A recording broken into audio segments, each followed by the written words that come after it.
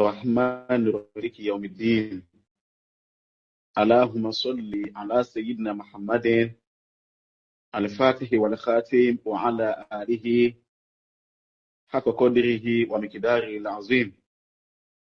lẹ́yìn ìgbà tí a kí Ọlọ́run tá kí Ànábì wa Muhammad, gbogbo àwọn àgbàlagbà ní ìlú Ògbómọ̀ṣọ́, mo fi bàbá wa number 1 gbogbo Ògbómọ̀ṣọ́, His Imperial Majesty Ọba Ghandi Afọlábí Ọládùnní Ọláoyè Orúmọgẹ́gẹ́ the third, Ṣọ̀ún of Ògbómọ̀ṣọ́ land. Mo fi wọ́n kí gbogbo ẹ̀yin tí kíkí tọ́ sí nínú ìlú Ògbómọ̀ṣọ́.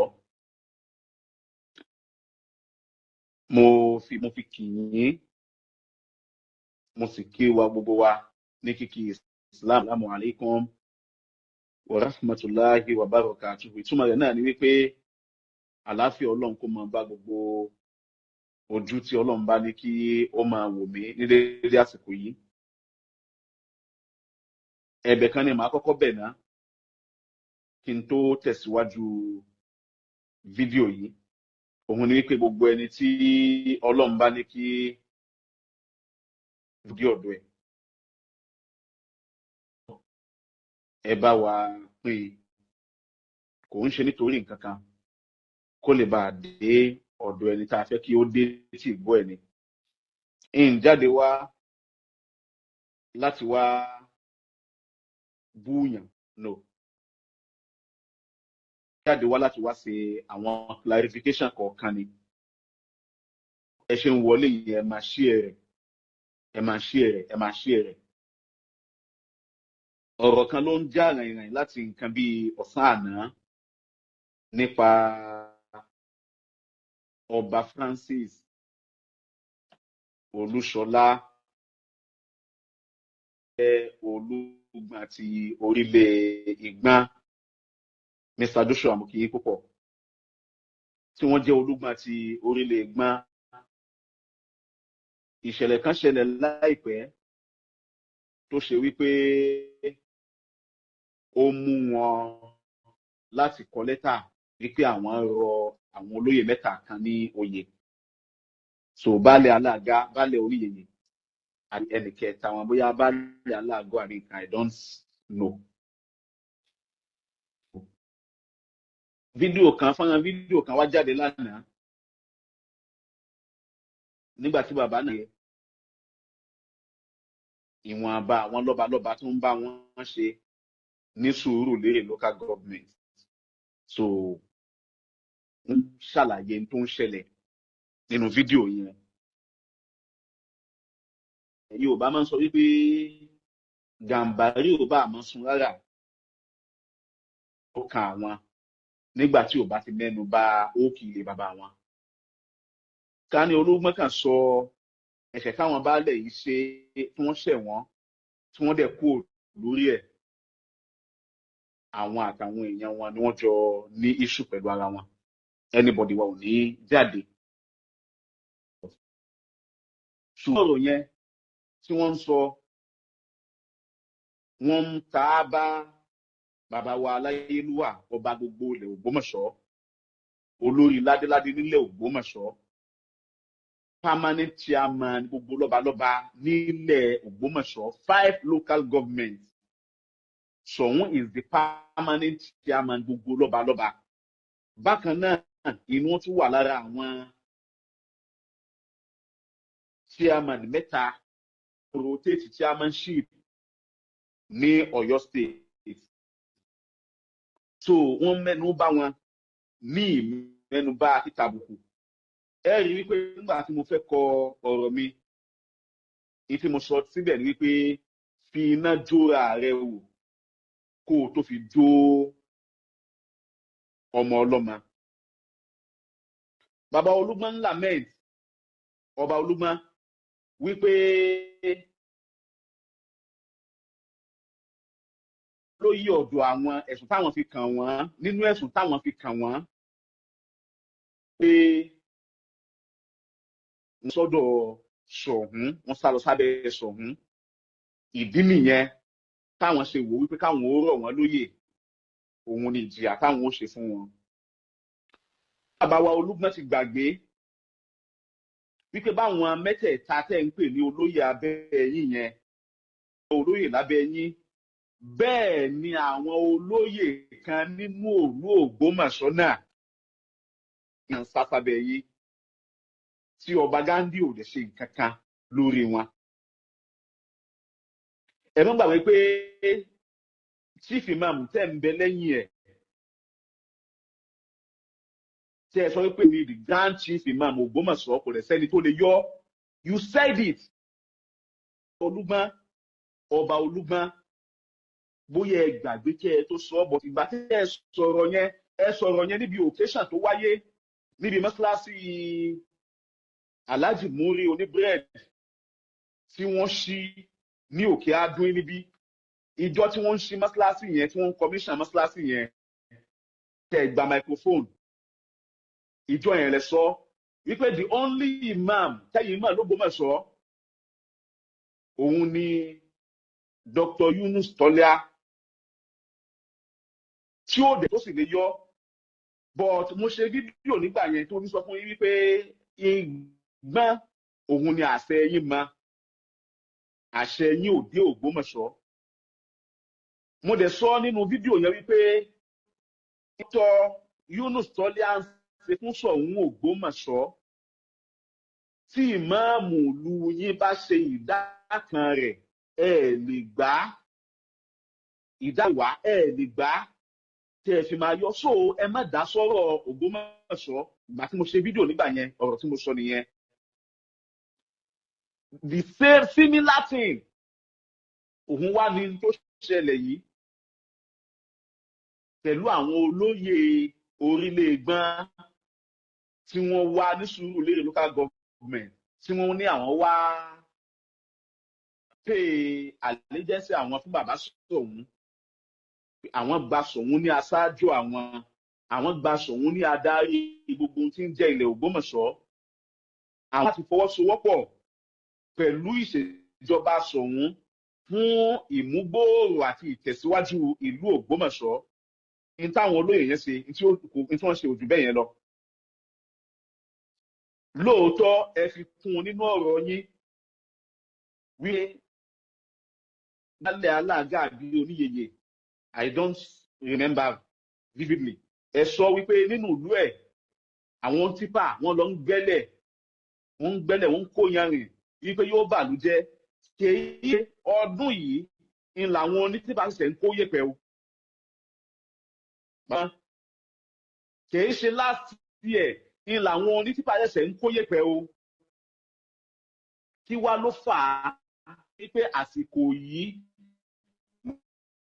lẹ wá gbé yìí kalẹ̀ lórí wọn ìkàn mí ná but tẹ́ ń hámà lé lórí tẹ́ ń sọ wípé kí Ghandi wọ́n wá lọ sátábẹ́ Ghandi wípé abẹ́ ẹni tí wọ́n sá sí yẹn kò lè gbà wọ́n lẹ̀ kò lè ná and then Ghandi Ṣọ̀ún of Ògbómọ̀ṣọ́ zone ni kò ń ṣe Ṣọ̀ún of Ògbómọ̀ṣọ́ land bóyá ẹ mà bóyá ẹ sì mọ̀ I don't know but Ọ̀yọ́ State of Nigeria Gazette èyí tí wọ́n gbé jáde ní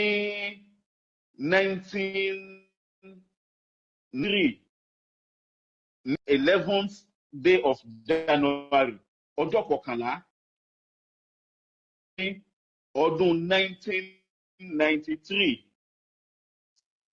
tó dẹ̀ wà nínú hátà yaomina haza tó fi di ọjọ́ òní òun ni wípé wọ́n kọ síbẹ̀ wọ́n ní change of title ibi tí mo fẹ́ lò nìyẹn o wọ́n ti kọ àwọn nọ́mbà pages àwọn ibi tí yẹn ti lè lọ rí àwọn kìíní òfin yẹn wọ́n kọ pages ẹ̀ ìfẹ́ kà á but wọ́n ní change of title of traditional ruler wọ́n wá ní it is hereby notified for general information that the Executive Council of Oyo State has approved the change in the name, the Ṣọ̀ún of Ògbómọ̀ṣọ́ to Ògbómọ̀ṣọ́ land 24th October 1992. lẹ́yìn pé ìgbà tó di dated at Ìbàdàn ní ọjọ́ 11 oṣù kìíní ọdún 1993, Chief Dr. N.A.O. Raimi àwọn ni wọ́n jẹ́ secretary to the state government nígbà náà. Èmi ò wá mà pẹ̀lú gazette gbogbo ayé fi ń hàn yìí bóyá gazette míì ti wá jáde lẹ́yìn eléyìí tó sọ wípé Ṣọ̀ún ò kì í ṣe Ṣọ̀ún of Ògbómọ̀ṣọ́ land. Èmi ò bá rọ ọba Olúgbọ́n, ọba Francis Olúgbọ́n, kí wọ́n gbé gazette yẹn jáde kí gbogbo ayé ó rí. But as ntẹ́mi sì mọ̀ tí mi ò tí ì rí míì lẹ́yìn rẹ̀ dòní tí mo ń sọ̀rọ̀ yìí, òun ni wípé Ọ̀yọ́ State of Nigeria Gazette eléyìí tí wọ́n ṣe ní 1993, in tó sọ síbẹ̀ ni wípé wọ́n ti change orúkọ Ṣọ̀ún kúrò ní Ṣọ̀ún of Ògbómọ̀ṣọ́, Ṣọ̀ún of Ògbómọ̀ṣọ́ land. Tẹ́ ẹ bá dẹ̀ rí gazette yẹn làwọn ìjọba ń follow yìí ni wọ́n ń tẹ̀lé. Ẹ ṣàkíyèsí ní nǹkan bí oṣù kan àbọ̀ àbóṣù méjì sẹ́yìn nígbà tí ìṣẹ̀lẹ̀ ṣẹlẹ̀ ní Sùúrùlérè local government ní Yáwọ́ta. Ìwọ ẹ̀sìn ẹ̀lẹ̀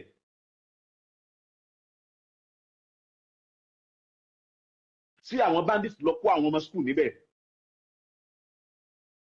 Mo mọ̀ pé gbogbo ayé ò rí wípé federal government fẹ́ rán àyàn wá.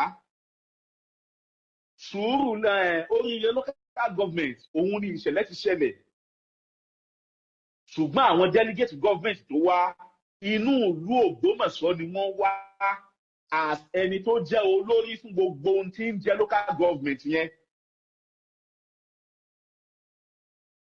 Wọ́n rí yín lẹ́tà tí wọ́n fi wá sọ́dọ̀ yín. Wọ́n rọ́bà ìbò agbègbè ní ìbẹ̀ tí wọ́n fi lọ sọ́dọ̀ rẹ̀. Tó fi jẹ́ wípé ọ̀dọ̀ Ṣọ̀ún yìí ni wọ́n wá, ọ̀dọ̀ Ṣọ̀ún wá ni wọ́n gbà lọ síbẹ̀. Ó túmọ̀ sí wípé gbogbo ayé máa ti ń jẹ́ òdodo. Ẹ́ẹ̀dẹ̀rí nígbà táwọn ọmọ yẹn dé ní òní, wọ́n máa fi yín wá, wọ́n máa fi ọba míì náà lọ láti sọ pé àwọn fẹ́ lọ dúpẹ́ àbáwọn fẹ́ lọ ṣe kíkí. Gbogbo tí ń jẹ́ ìkíni pátápátá tí wọ́n bá ti kí federal government, tí wọ́n kí state government, ẹni ìtókù tí wọ́n tún kí òun ni Imperial Majesty Ọba Ghandi Afọlábí Ọládùnní Ọláoyè Olúmọrẹ́dì of Ògbómọ̀ṣọ́ land. Ìgbà wọn fẹ́ pín ẹ̀bùn níjọ́ òní fún wọn tí Senator Sàráfàdín Àlí fẹ́ gbé mọ́tò àti gbogbo àwọn ẹ̀bùn táwọn èèyàn pín, kódà tó fi dórí Imperial Majesty Aláàfin of Ọ̀yọ́. Ṣọ̀ún ni wọ́n kó ẹ̀bùn yẹn wá as olórí gbogbo agbègbè Ògbómọ̀ṣọ́. Ilé yẹn náà ti tó ní evidence. Lóòótọ́ àwọn Yorùbá máa ń sọ pé à ń jù wọn ò ṣe é wí lẹ́jọ́. Lára ìyẹn ò yá bọ̀rọ̀bọ̀rọ̀. Ó máa ń ṣòro láti gbà. But ẹni tí Ọlọ́run bá gbé o dákun ẹja gbé fún un. Ibi Ọlọ́run bá gbé àṣẹ sí ẹ dákun ẹja fi àṣẹ lẹ́ńbẹ̀. Gbogbo àwọn ànábì tó ti dé sáájú kọjá mo máa ń sọ àwọn prophet ọlọ́run àti fi wọ́n ṣe tó fi ṣe ànábì ṣe crown of all prophets, tó fi ṣe seal of all prophets. Ó túmọ̀ sí pé Ọlọ́run rí gbogbo yín lẹ̀ pé ókè o bóyá ẹ ṣáájú Ṣọ̀ún dé o, ẹ ṣáájú Ṣọ̀ún wà o, kó tó wá di wípé ó gbé Ṣọ̀ún olórí gbogbo yín. And ká gbà fún Ọlọ́run òun ní ìsinmi. Àwọn Yorùbá àwọn àfáà oníwákà wọ́n máa ń dá wọ́n ní ká gbà fún Ọlọ́run ní ìsinmi o, ká gbà Ọlọ́run ní ìsinmi, dára ò ṣe kọ̀ láì gbà, ká gbà fún Ọlọ́run ní ìsinmi. Bọ́lọ́run ṣe fẹ́ tó nìyẹn. Fún yẹn lóòótọ́ but kò sí ní téèyàn lè ṣe sí, ẹ̀dá kan ò lágbára tó lè ṣe sí. So for your information sir, ṣe Ṣọ̀ún of Ògbómọ̀ṣọ́ north lásán o, Ṣọ̀ún of Ògbómọ̀ṣọ́ land ni ló fà á tó fi jẹ́ pé gbogbo development tí bàbá mú wá s'Ògbómọ̀ṣọ́ wọn ò jẹ́ kó dúró ní north nìkan. Wọ́n ń gbé lọ sórí government, wọ́n ń gbé lọ sí Sùúrùlérè, lọ sí Ògo-Olúwa Àjáwà. Bẹ́ẹ̀ ni bí bàbá ṣe ń ṣe é nìyẹn. kódà wọ́n tún lọ sí Ògbómọ̀ṣọ́ South ó túmọ̀ sí wípé gbogbo ohun tí ń jẹ́ ìlú àti agbègbè Ògbómọ̀ṣọ́ ni àwọn jọba lé lórí ní tí mo kàn wá láti wá kí.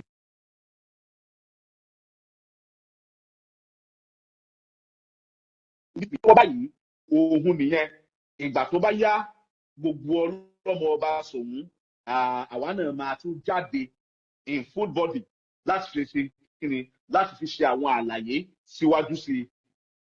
Ọlọ́run ò ní ba domain ẹnì kọ̀ọ̀kan wa jẹ́ ìlú Ògbómọ̀ṣọ́ lápapọ̀ Ọlọ́run ní jí ó bàjẹ́ o orílẹ̀ ègbọ́n ò ní sùúrù lérè local government Ọlọ́run ní jí ó bàjẹ́ torí tá a bá ní káburú ó ṣe wọ́n ní sùúrù lérè àbí lórílẹ̀ ègbọ́n à ń pa burú wọnú ìlú àdúgbò tó bá dé ó máa kan Ògbómọ̀ṣọ́ torí pé lábẹ́ Ògbómọ̀ṣọ́ náà ni gbogbo wọn wà bí ìgbà tí èèyàn bá sọ wípé àtàǹpàkò ẹsẹ̀ kò lára ní tí nǹkan bá ṣe àtàǹpàkò ẹsẹ̀ ilé yóò mọ̀ pé gbogbo ara ní nǹkan ó ṣe ẹni ó etí ẹ̀ta etí ò ní túmọ̀ etí ò ní túmọ̀ ẹni ó bá mú nínú etí ìní ó mọ̀ wípé lára ẹ̀yà ara òun ni etí náà wà.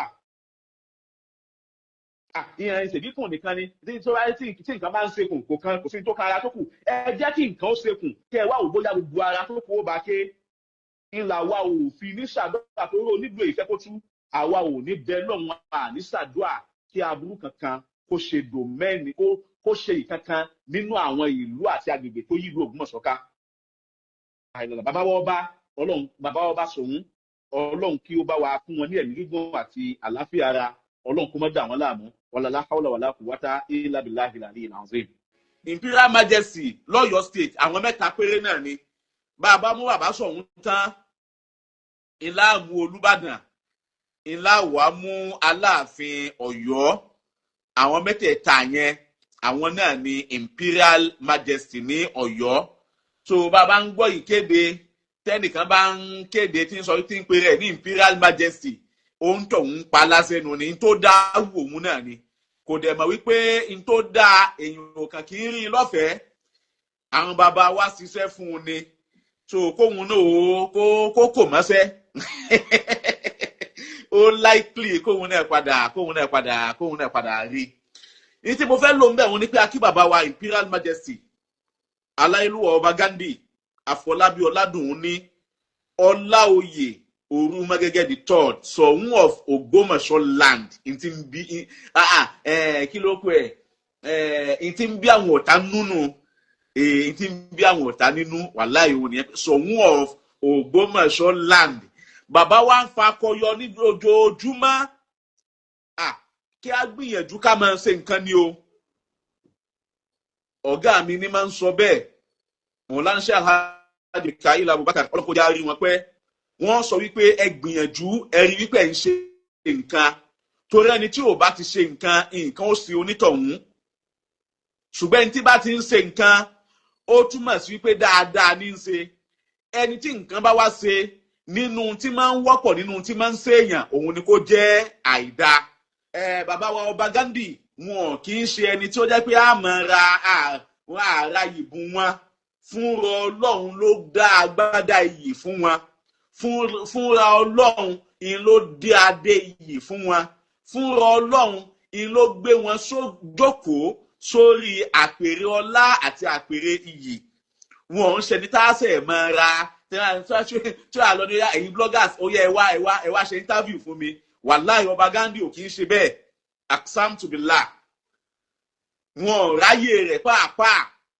ìdàgbàsókè ìlú ò fún wọn láyè rẹ̀ ìfẹ́ ìlú ìlọsíwájú ìlú kò jẹ́ kí wọ́n ráyè wípé ó yẹ ẹ̀yin bloggers ẹ wá set kámẹ́rà sí mi lójú ẹ wá máa ṣe interview fún mi tí wọ́n á máa wíwíkúwí tí wọ́n àjọ ọba tí wọ́n á máa dráàgì tí wọ́n máa sán ní kùmọ̀ lórí Ọlọ́run ò mọ̀ ṣe wọn o tó fún wa ní adójútì ní Ọba Ghandi Àfọlábí Ọládùnní Ọláoyè Orúmọgẹ́gẹ́ the third Ṣòun of Ògbómọ̀ṣọ́ land kábíyèsí o bàbá ẹ má bínú pé mo bá yín lóye mo pè yín lóko ó kọ làákọba aládé mo súnmọ́ ba níwọ̀n ẹgbẹ̀fà mo jìnnà sọ́ ba níwọ̀n ẹgbẹ̀je tá ń bí mi èmi ò jẹ́ yájú sọ́ba torí pé arọ́ba fín báyìí òun ni ọba ń pa bàbá mo pàgùn ọmọ níwájú yín o bàbá wa aláàgbérí mo kí yín púpọ̀ Mr. Ọláníyì Jamsul mo kí yín púpọ̀ ẹ ṣeun ẹ kú darapọ̀ mẹ́tò ẹ bá mi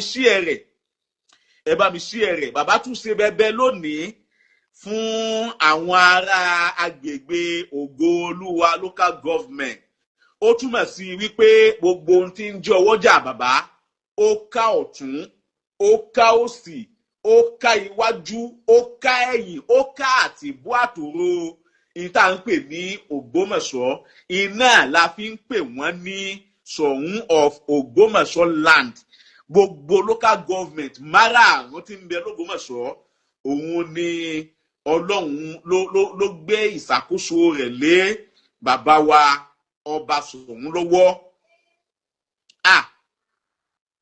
Nínú àwọn iṣẹ́ ìlọsíwájú iṣẹ́ ìdàgbàsókè eléyìí tí bàbá wa ọba Ghandi tí wọ́n gùn lé wọ́n ti ṣe àkàìmọye tá a ti tó ẹgbọ́n ṣe ń ṣe náà láwa ń kéde àwọn boreholes tí wọ́n ń gbẹ́ fún àwọn ìletò kọ̀ọ̀kan pé water is life béèyàn bá ti rómi ìdẹ̀rùn ó dé bá onítọ̀hún Ọlọ́run náà sọ́nu Quran ó ní waja'alna minal ma'i kulla shay'in hayy a ṣe látara omi gbogbo nǹkan kó máa jẹ́ alààyè ń ló fà tó fi jẹ́ wípé béèyàn bá mu omi tó dáa béèyàn bá mu omi tó dáa àlàáfíà rẹ̀ èèyàn ó pé béèyàn bá mu omi tí ò dáa èèyàn ó máa ṣàìsàn láti wá kó ohun tí ń jẹ́ àìsàn bú kúrò nínú ìlú kúrò láwùjọ inú bàbá wa sọ ń fi wò pé ó yá ẹjẹ́ á ṣètò omi fáwọn aráàlú wa wọn èyí ṣe gọ́vnọ̀ fa wọn èyí ṣe sẹ́nétọ̀ fa wọn èyí ṣe rẹ́ẹ̀pù o wọn èyí ṣe chairman local government wọn èyí ṣe councillor o ọba ni wọn o bàbá dẹ̀ máa ń sọ kò sí nǹkan míì tí mo tún wá mọ́ tó ju ibi tí mo wà yìí lọ kódà kí wọ́n fi president lọ̀ mí ń lè gbà á torí gbogbo yìí president tó bá lò ó títí ọdún 8 náà ni yóò ṣọdún 4 lákọ̀ọ́kọ́ yóò ṣọdún 4 lẹ́ẹ̀kejì ó pọ̀ tánu wọn ò lè fi ẹni tí wọ́n tẹ̀ fi governor president lò tí wọ́n fi president lọ tí ó gbà tí inú wa fi governor lọ tí ó lòun fẹ́ gbà bàbá ní àwọn ti dé wá àsinmi ipò tá a máa ń dé nínú ìran wa nínú ìdílé wa Ọlọ́run ti gbé àwọn débẹ̀ òun náà ni Ṣọ̀ún of Ògbómọ̀ṣọ́ land so bàbá dẹ̀ sọ pé kò sí nǹkan míì táwọn tún wá mọ́ táwọn sọ pé ó ń campaign kalẹ̀ ni nítorí tó bá tún fẹ́ padà wá káwọn èèyàn ó lè bá a dìbò fún báwọn olóṣèlú kan bá ń ṣe nǹkan sínú ìlú láwọn nǹkan amáyédẹrùn àwọn nǹkan ìdàgbàsókè lóòótọ́ wọ́n ń ṣe é gẹ́gẹ́ bí iṣẹ́ tá a yàn wọ́n ṣùgbọ́n wọ́n tún ń ṣe é nítorí ká ẹ lè bá a rí wọn wípé wọ́n ń ṣe é kí ẹ tún lè bá a tún fi tún wọn yàn lẹ́ẹ̀kejì ìní púpọ̀ wọn fi máa ń ṣe àwọn nǹkan ìdàgbàsókè sínú ìlú ó dáa náà sípò ẹlẹ́ẹ̀kejì wo la tún fẹ́ yan bàbá Ghandi sí ó ti di Ṣọ̀ún Ọlọ́run ò sì ní yọ wọ́n kúrò níbẹ̀ wala la ilaha illallah wala Muhammadu ẹ̀mí wọn gùn lágbára Ọlọ́run ẹ̀mí wọn gùn wọ́n dẹ̀ lo àlàáfíà tó pọ̀ lórí ipò náà wala la ilaha illallah wala Muhammadu rasulullah sallallahu alayhi wa sallam so bàbá wọ́n lọ sí Ọ̀pẹ́tẹ̀ lónìí ẹ̀yin ará Ọ̀pẹ́tẹ̀ inú wọn dùn púpọ̀ wọ́n fò fáyọ̀ pé ọba Ghandi wá sínú ìlú wa kò tún àìsè wípé ó wá lásán wọ́n tún wá commission borehole fún wa wọ́n gbẹ́ borehole lásán o borehole with generator wọ́n á gbẹ́ borehole fún wọn wọ́n á sọ pé tọ̀ nígbà náà ń kọ́ṣẹ́ o nítorí bí ètò iná ìjọba ṣe rí ní agbègbè wa nínú ìlú wa ìdákúrekú náà ìjọba àfẹ́kẹ́ máa sọ pé ìgbà tí ò sí náà ni òjò á lómi bàbá òtún wá gbé generator kalẹ̀ fún wa ipe ìní ẹ máa fi pọ́ǹpù omi gbogbo olú ẹ máa lò ẹ máa jàǹfààní Allahu akbar Allahu akbar ọba tí kì í gbà bẹ̀ tẹ́lẹ̀ ẹnìkan ní ọba tí kì í gba owó oyè kó tó fún èèyàn ní oyè bẹ́ẹ̀ ni kò ní gbowó oyè kó tó fún èèyàn lóyè ọba tí èso bá atalẹ̀ tí ń talẹ̀ kan fẹ́ èèyàn 15 ìwọ ló talẹ̀, ìwọ náà ló tún lọ máa dà wọn tó talẹ̀ fún láàmú. Bàbá Ṣọ̀ún èé ṣe bẹ́ẹ̀. Wọ́n gbójú kúrò níbi tí ń jẹ́ ilẹ̀ yányán. Wá wo bọ́lọ́run ṣe ń dára àdùnnú fún bàbá wa Ṣọ̀ún. Ẹ̀yin ará Ọ̀pẹ́tẹ̀ ẹ kú oríire o. Ẹ kú àmójúbà ọba lónìí, ẹ kú àlejò ọba. Ojú òní tì yín. Omi tí wọ́n ṣe fún yín, kàngádẹ̀rọ tí wọ́n ṣe fún yín yẹn, ẹ mójútó dáadáa. Ẹ̀dẹ̀ jẹ́ ń sọ fún yín, more are still coming. Gbọ́. Àwọn àrà ọ̀tún omi tún ń bọ̀ fún yín. Bákan náà, bàbá tún gbàbẹ̀, wọ́n tún fẹsẹ̀ kan yà sí Lágbẹ̀dù Orílé. Gbogbo ibi tí mò ń dákọ̀ ní Ògo Olúwa local government ni. Kọ́ba kan wá jókòó sí yàrá rẹ̀ àbí kó jókòó sí pálọ̀ rẹ̀. Ká máa sọ pé Ṣọ̀ún of Ògbómọ̀ṣọ́ zone nìkan ni àwọn èèyàn ó ti wọn làákàyọ̀ ọba yẹn pé tọ̀. Wọ́n ti wọ́n ipe Ògbómọ̀ṣọ́ zone bíi bó of Ògbómọ̀ṣọ́ land kò ń ṣe Ògbómọ̀ṣọ́ north nìkan gan Ògbómọ̀ṣọ́ land. So ká ní tí ọba tí ń sọ̀rọ̀ yẹn ń rò òun ní pé bóyá Ògbómọ̀ṣọ́ north sí ààfin bàbá Ṣọ̀ún wà ìnìkan ni wọ́n bá lé. Irọ́ o ọwọ́jà àwọn dé Sùúrùlérè, ọwọ́jà àwọn dé Ògo Olúwa, ọwọ́jà àwọn dé Oríire, ọwọ́jà àwọn tún kọjá ó tún bọ́ sí south. Fáàmù bìnrin àmàtì rọ̀bíkà fàhádìs, inú mi a máa dádùn. Wàláhì inú mi a máa dádùn tí mo bá tún sọ yìí, tí mo bá tún rántí pé ọmọ ọba Ṣọ̀ún ni mí, pé prince Ṣọ̀ún òun ni mí, inú mi máa ń dùn pé alhamdulilayi Ọlọ́run ó tún ṣe ń wo. Ṣọ̀ún no be land grabber. Wàláhì Ṣọ̀ún ò kì í sọba tí ń gbalẹ̀. Wọ́n sọba tí ń gbalẹ̀. Kò gbalẹ̀ onílẹ̀, kò talẹ̀ onílẹ̀, kò dẹ̀ dá wàhálà sílẹ̀ láàrin ìlú. Ọba tí ń wá ìdàgbàsókè, tí ń wá ìlọsíwájú ìlú ni. Bàbá díyà fẹsẹ̀ kan yà ní Lágbẹ̀dù. Bákan náà ni wọ́n tún kọmíṣàn bọ́ọ̀hù níbẹ̀ náà. Wọ́n dẹ̀ tún gbé jẹnẹrétọ̀ tí ó di 2. Lónìí kan náà ni òní tí ń ṣe 23 of July 2027 ọjọ́ Thursday. Òní náà ni bàbá tún lọ sí Lágbẹ̀dù Orílé. Ẹ̀yin ará Lágbẹ̀dù Orílé ẹ kú àlejò bàbá o.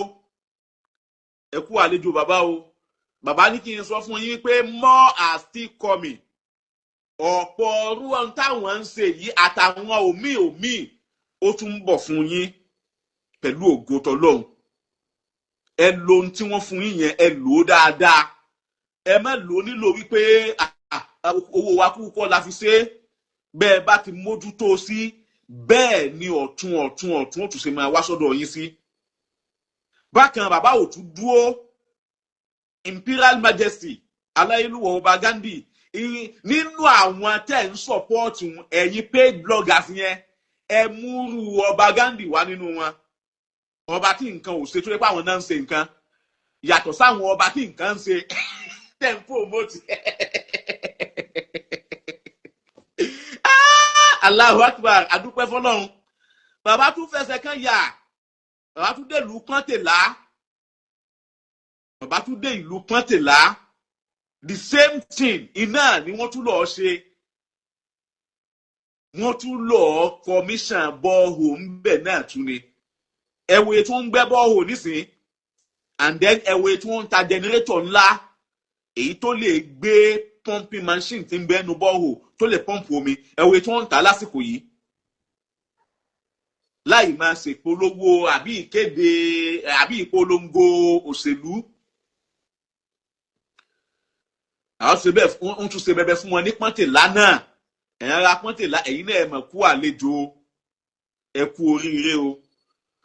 Oríire náà ò ní di orí ibú máa yín lọ́wọ́ láéláé. Omi náà ò dẹ̀ ní gbòdì lára yín. Wala la ilaha illallah. Ẹnìkan ní Ṣọ̀ún tí kì í janu fún yàn, ẹni tí yóò jẹ oyè yóò ṣe ìdàgbàsókè ìlú ló jẹ́ lógún. bẹ́ẹ̀ ni ẹni bá fẹ́ joyè lọ́dọ̀ bàbá wa Imperial Majesty Ọba Gandhi Ṣọ̀ún of Ògbómọ̀ṣọ́ land bàbá wa Ọláoyè bó o ló ti mú ìdàgbàsókè bá lù ú nítorí bàbá wà áfítà nìyẹn gbogbo ohun tó bá wù kó o ló gbé wá sáàfin bàbá wòye fọwọ́ kàn án so àwọn ọlọ́mọ ọba àwa là ń gbà sákọ́lẹ̀ àwa là ń gba ìsákọ́lẹ̀ àwọn ọlọ́mọ ọba là ń gbà sákọ́lẹ̀ kò sí ní tó kan Ọba Gandhi àtọba tẹ́lẹ̀ kú tó jọba ni. bákan náà àbá tún lọ wọ́n tún lọ mo ní àbáwá ibo ló tún dà wọ́n ní ó tún kù bì kan mo ní lónìí yìí kan náà ẹja sọyún díjọ́ mi bàbá ní ẹja ṣe lónìí ìjọ́ mi tẹ́ ń sọhun àwọn òmíì la tún fẹ́ lọ sí Allahu Akbar.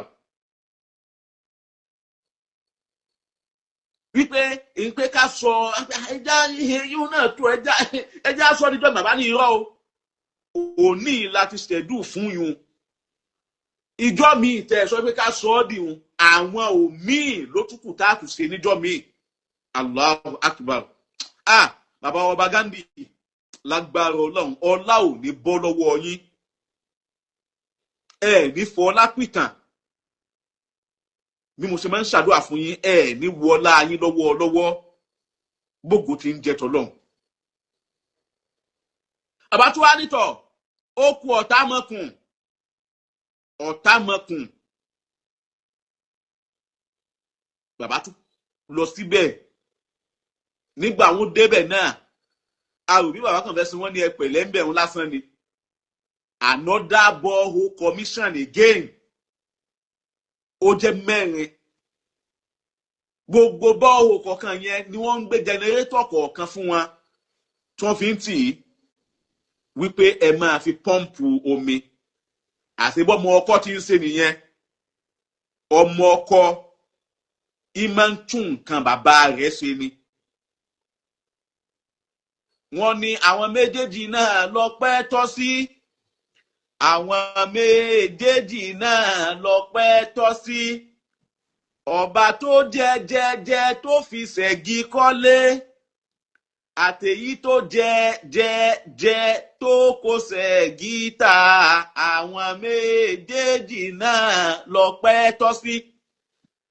ẹ dákun ẹ ṣe kábíyèsí fún orí adé ẹ ṣe kábíyèsí fún Ṣọ̀ún Ògbómọ̀ṣọ́ land Ṣọ̀ún of Ògbómọ̀ṣọ́ land ẹ ṣe kárẹ máa tẹ kábíyèsí o àwọn méjì lọ́pẹ́ tọ́ sí ọba tó jẹ tí ò tí tọdún mẹ́ta kò ì pọdún mẹ́ta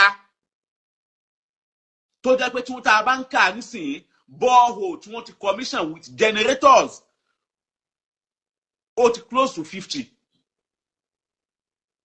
borehole tí wọ́n ti commission with generator ó ti close to 50 yóò dáa fún yín báyìí báyìí ṣe kọ kábíyèsí un bàbá wa Adébáyọ̀ Ìkọ́lábà Emmanuel ẹ ṣeun orí adé ó gbè yín ìlú Ògbómọ̀ṣọ́ ó gbè yín àwọn alálẹ̀ Ògbómọ̀ṣọ́ ó tún ti yín ṣe.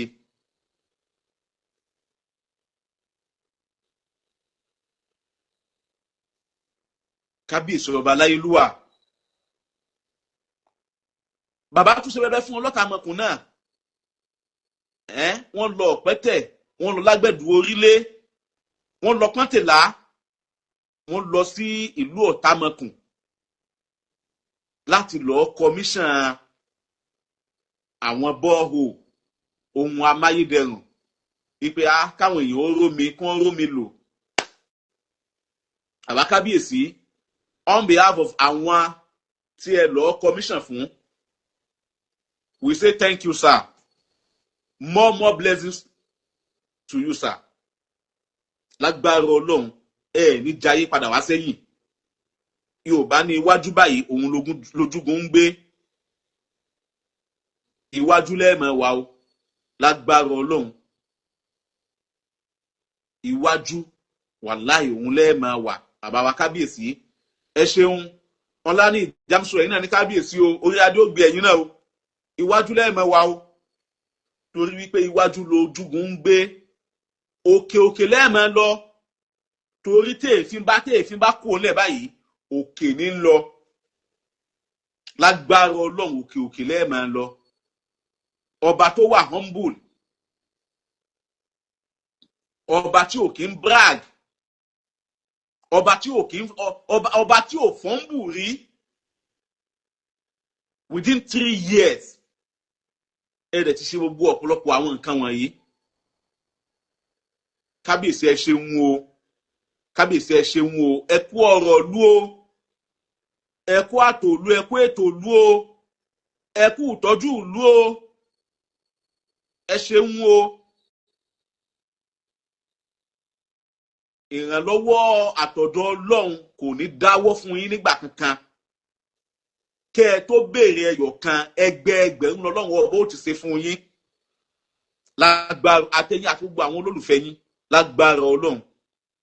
Àwọn tí ń pẹ́ gan yẹn bàbá ẹ má wò wọ́n o, àìwẹ̀ yìí o, ẹ fi wọ́n lẹ̀ ẹ jẹ́ wọ́n máa rántí o kábíyèsí, ẹ sọ àwọn adájá so kí wọ́n máa gbó, nítorí pé kí ni iṣẹ́ gbígbó náà ni iṣẹ́ tá a fi rán ajá, ajá máa ń gbó ni, àgbókù sì ni ajá máa ń gbó. Ẹ fi wọ́n lẹ̀ o kí wọ́n máa rántí o. Bẹ́yìn tí ń ṣe yìí náà ni ẹ máa ṣe, ìpè bẹ́ẹ̀ tí ń ṣe náà ni ẹ sì máa ṣe lọ. Ọba Ghandi, bẹ́ẹ̀ tí ń ṣe náà ni ẹ sì máa ṣe lọ. Aláyélúwà, èèyàn ò ní ṣerú èyí kò máa padà láàbọ̀, bẹ́ẹ̀ tí ń ṣe náà ni ẹ sì máa ṣe lọ. Bẹ́ẹ̀ tí ń ṣe yìí ni ẹ máa ṣe lọ.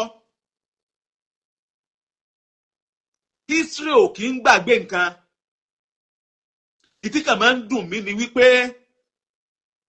bí a bá ń ka ìtàn àwọn tó ṣe dáadáa àti dáadáa tí wọ́n ṣe, bá a bá fẹ́ mẹ́nu lé ìtàn àwọn tí ń ṣaburú,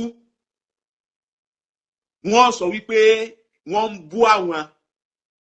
In tó ń kálukú ṣe ni wọ́n ń kà. Ẹ gbọ́, in tí oníkálukú ṣe wàláhì ni wọ́n ń kà. Òun ni pé bẹ́ẹ̀ tí ń ṣe yìí, ẹ̀ ń gbé ìdílé Láòyè ga. Wàláhì súnmọ́bí láì, ẹ̀ ń gbé, we are proud of you. Àwa ọmọ Láòyè, we are proud, we are very proud of you. Ọba tí ò dójú tì wá, fún wa ló forí. Wàláhì súnmọ́bí láì. Ti gbà kankan disappoint wa rí. Mo àwọn pé ọba nìyí sà, kábíyèsí Ọba Ghandi, ọba nìyí. Lóòótọ́ àti lódodo, Ọlọ́run ló choose yín, Ọlọ́run ló yàn yín. Eléyìí tẹ́ ń ṣe yìí, ẹ̀sà òun lè jẹ́. Ọlọ́run ó dá yín sà lẹ́sà ni láàrin àwọn lọ́balọ́ba. Bẹ́ẹ̀ nìkan bá sọ wípé nígbà ó ti jẹ́ ìran wọn, iná fi ń praise ẹ̀. Ìwọ náà gbé ìran tí yín náà jáde. Èmi a máa sọ, ẹni tó bá tọ̀dọ̀ tiwọn tí ń kó ìtìjú bá wọn, tí ń mú àbùkù wọlé wá fún wọn, tí ń mú ìfàsẹ́yìn wá fún wọn, wọ́n ń gbé ga, wọn sọ pé kì í sọba àwọn. Ṣèbẹ̀ láwọn nǹkan táwọn náà lọ tí wọ́n tún ń gàtì, tí wọ́n lọ ń rìkọ́dì interview, tí wọ́n tún ń post ẹ̀. In tó bá múrú àwọn àyún máa ṣe ìṣesí yẹn lọ́dọ̀ ẹni tí ń bàlújẹ́, tí ń dàlúrú. Bàbá ààrẹ ni tí ń tùlù ṣe, ẹjẹ́ àfọn rẹ̀ fáyé. Ẹjẹ́ ayé kí gbogbo ayé ó mọ̀. Ó túmọ̀ sí wípé you are a true son of the soil.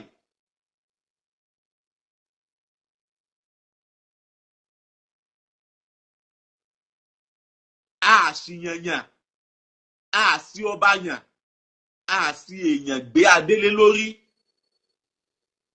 Mò ń wo kinní kan jọ́ kan, ẹni yẹn ń sọ pé nítorí pé o fẹ́ báyàwó mi sùn, ìtorí pé o fẹ́ báyàwó mi sùn tíyàwó mi ò gbà fún ọ, ìlò fi yọ mí lóyè nǹkan kan máa gbà. Ọba àlú sóbì wá wọ́n ni. Ó bá fẹ́yàwó náà, èwo ni gbàyàwó oníyàwó báyàwó oníyàwó sùn. Tòun ti bẹ́ẹ̀, àwọn ọmọ ìlú ẹ̀ sì tún wà proud of him.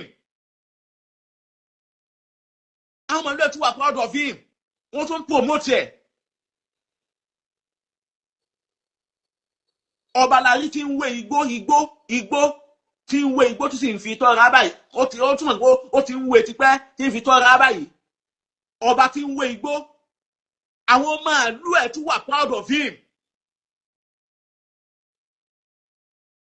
àwọn màálù ẹ̀ wà proud of him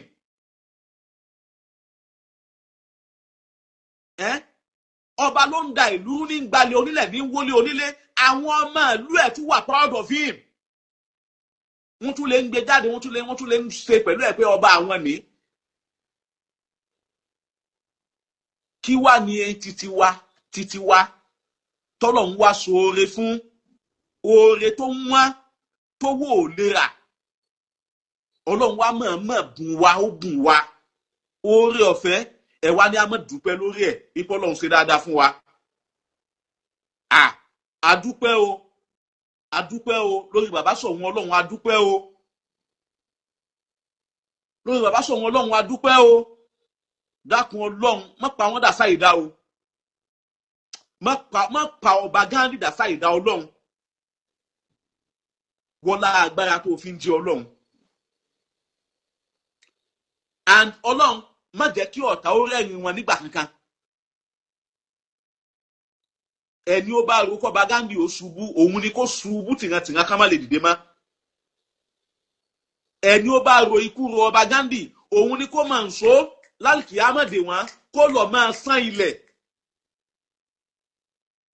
tí bàbá òde sí tí wọ́n bá dàgbà tí wọ́n gbogbogbò tí bàbá darúgbó tí jọ̀kújọ̀kú tún kún arúgbó wọn.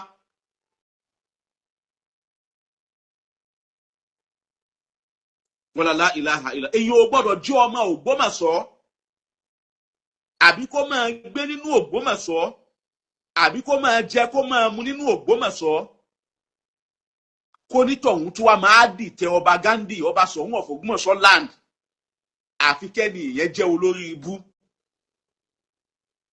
ẹni ẹ bá ba tí níbi títí ń dìtẹ̀ ọba Ghandi tó dẹ̀ yẹ pé inú Ògbómọ̀ṣọ́ ní ń gbé inú Ògbómọ̀ṣọ́ ní ti ń jẹ ní ti ń mu ní ti ń kó dúkìá jọ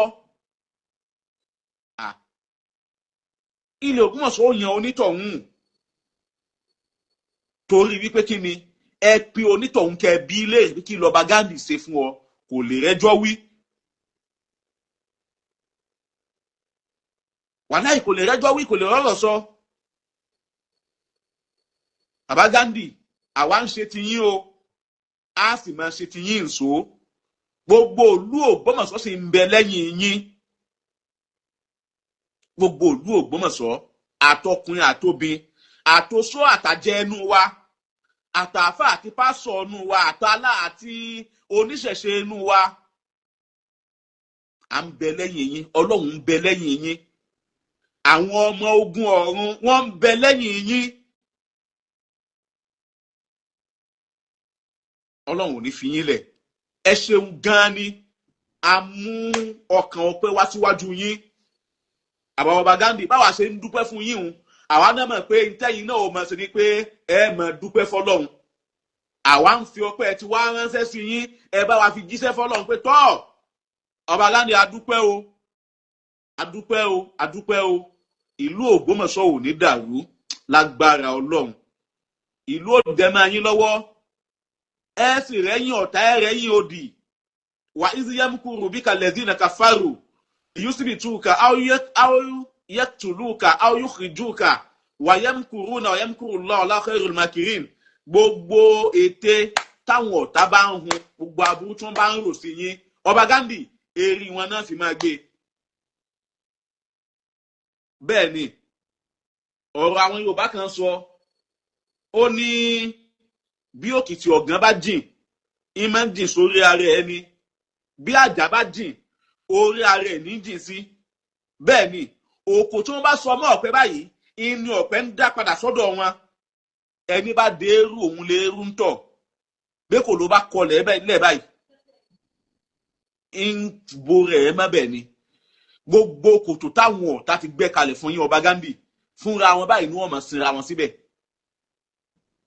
ẹni bá rọ aburú rò yìí yóò máa tẹ́sẹ̀ ẹlẹ́sùnkún ọmọ báyìí ni bẹ́ẹ̀ ni ẹni bá ro aburú ròyìn tẹ́ ẹ̀ sì sẹ́ tẹ́ ẹ̀ ro tó wá ń lérò kọ́lá ó bọ́ lọ́wọ́ yín àbí tí ń ro ikú ròyìn igbe ọ̀fọ̀ inú wọn máa ké nínú ilé wọn.